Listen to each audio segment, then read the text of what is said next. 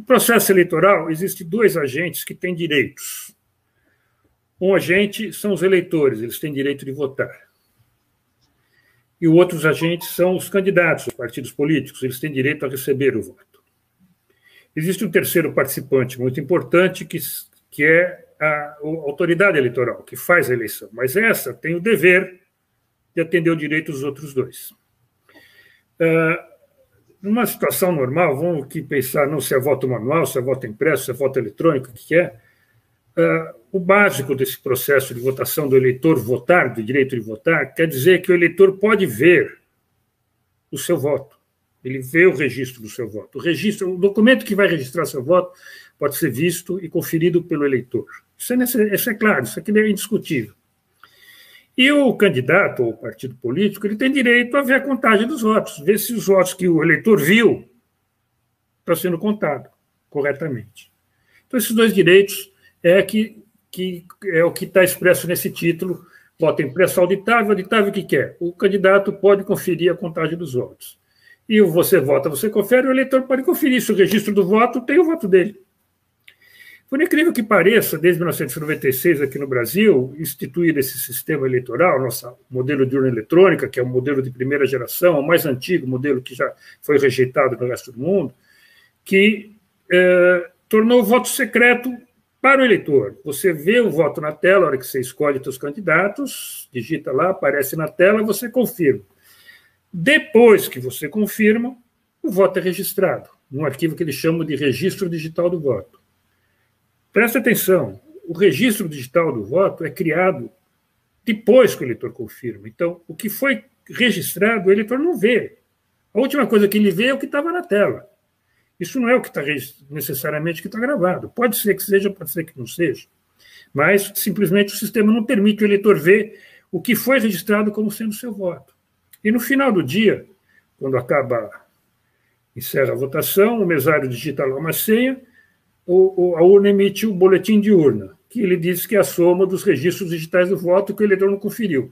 E o candidato não pode conferir se a soma dos votos que o eleitor viu é o que está dando lá no resultado final. Simplesmente, esses dois momentos cruciais do direito, que é o direito de votar e o direito de ser votado, não são atendidos pela urna eletrônica, esse modelo de urna eletrônica que a gente usa no Brasil.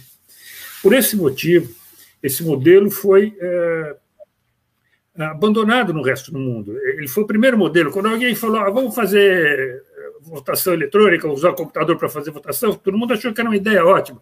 Como que a gente vai fazer? O eleitor vai lá, vota, grava, no final do dia soma.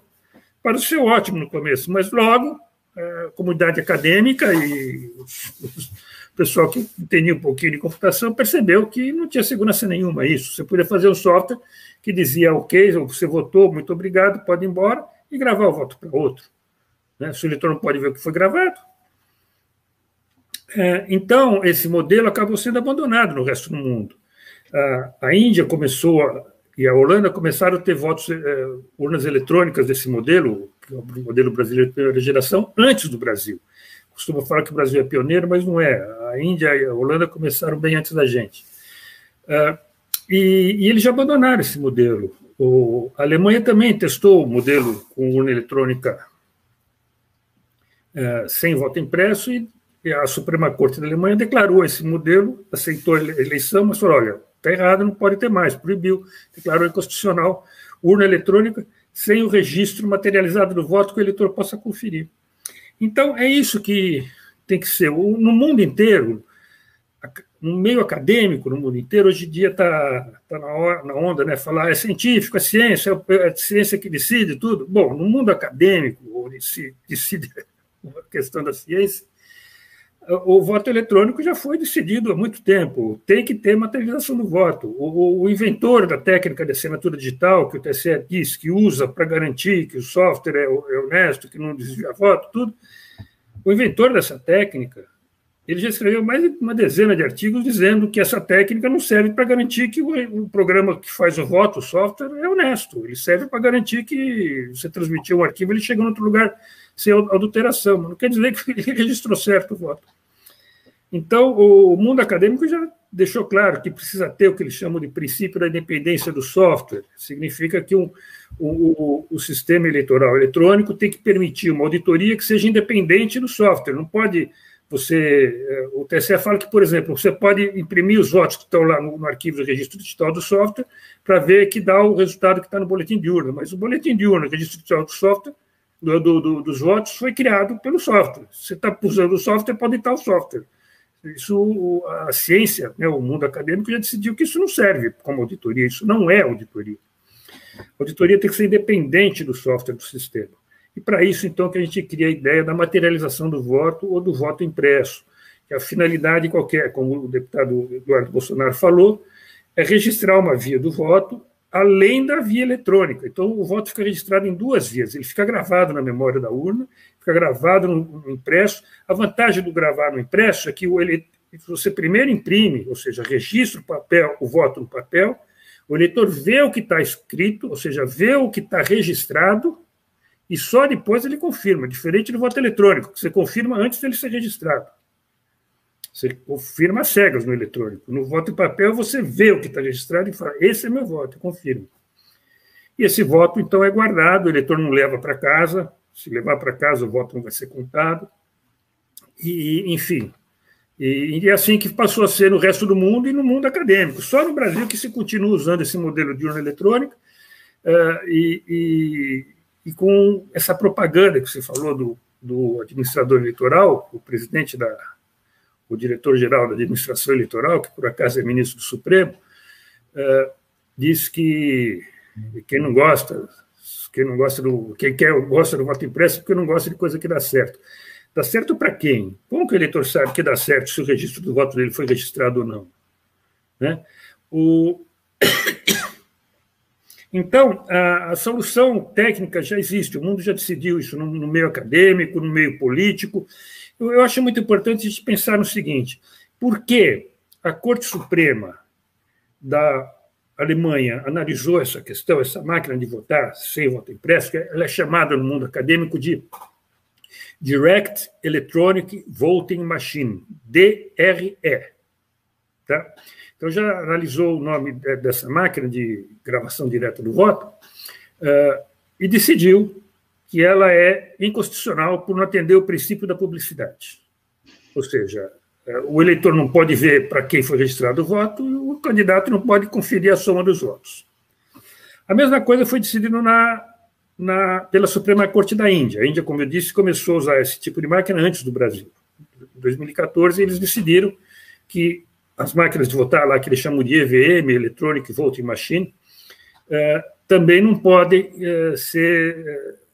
Foi declarada inconstitucional por não atender o princípio da publicidade, porque não permite ao eleitor conferir seu próprio voto e não permite ao candidato conferir a soma dos votos. E declararam, então, que esse tipo de máquina, sem o voto materializado para fazer auditoria, é inconstitucional. E aqui no Brasil já teve 3 leis aprovadas pelo Congresso Nacional. A última foi do presidente Bolsonaro. Ele, quando deputado, apresentou um projeto de lei que acabou virando emenda constitucional. Não, virou uma lei, né?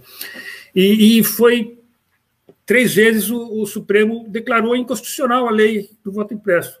Eu acho muito importante a gente tentar entender, viu, Percival, por que 2 Supremas Cortes, olhando esse problema da máquina eletrônica pura de voto, olham para ela e dizem que ela é inconstitucional porque não tem materialização do voto.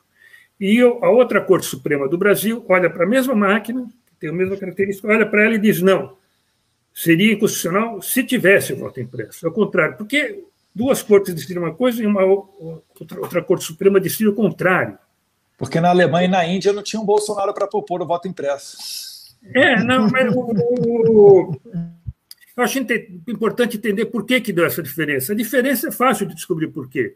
A Suprema Corte da Alemanha e a Suprema Corte da Índia, elas são Corte Suprema, são juízes decidindo uma questão. Elas não são administradoras do processo eleitoral. Então, elas olham para o problema do ponto de vista de um juiz que recebe vai analisar o trabalho do administrador e vai ver os casos, a opinião a favor, a opinião contra, e vai decidir. E eles decidiram. Isso é inconstitucional porque não atende o princípio da publicidade. E no Brasil, a Corte Suprema é também o administrador eleitoral. Ela não consegue ser isenta no Brasil. Ela não consegue olhar para a máquina de votar, para o trabalho do administrador eleitoral, e falar, não, ele não está fazendo o sistema correto. Ele está fazendo... Porque ele, não é ele, é o próprio ministro, é o próprio juiz. O juiz da Corte Suprema é o administrador eleitoral, então ele não consegue analisar aquilo, ele não consegue ser isento, né? Não consegue ser imparcial ao analisar o sistema eletrônico. Por isso, no Brasil, eles decidiram o contrário da tendência jurídica do resto do mundo. Então, era isso que eu queria dizer nesse primeiro momento. Quer dizer, existe no mundo inteiro, já se entendeu que o voto eletrônico puro não funciona, é inauditável, que é necessário ter a materialização do voto para fazer a monitoria por um canal independente do próprio software. E isso é que se usa no resto do mundo. Eu posso, talvez, dizer mais alguma coisa sobre essa questão de quantos votos tem que apurar depois, se conta o voto impresso de uma parte, de tudo. Eu falei na semana passada, Bia, que eu contei o exemplo da Argentina, do modelo da ONU Argentina, que eu fui em duas províncias lá, no Chaco depois eu lembro o nome da outra. Foi assistir a eleições ali como observador internacional. Eles contam o voto impresso de todas as urnas no dia da eleição, na sessão eleitoral, no final da eleição. Ou seja, acabou a eleição, eles pegam os votos impressos, contam, é fácil de contar, porque o voto impresso pela urna é diferente do voto manual escrito pelo eleitor. O voto manual, às vezes, o eleitor escreve mal, não põe a cruz no lugar certo, depende da interpretação do escrutinador. Sim. O voto eletrônico não, ele vem padronizado, você passa numa máquina, ela lê e sabe o que está escrito.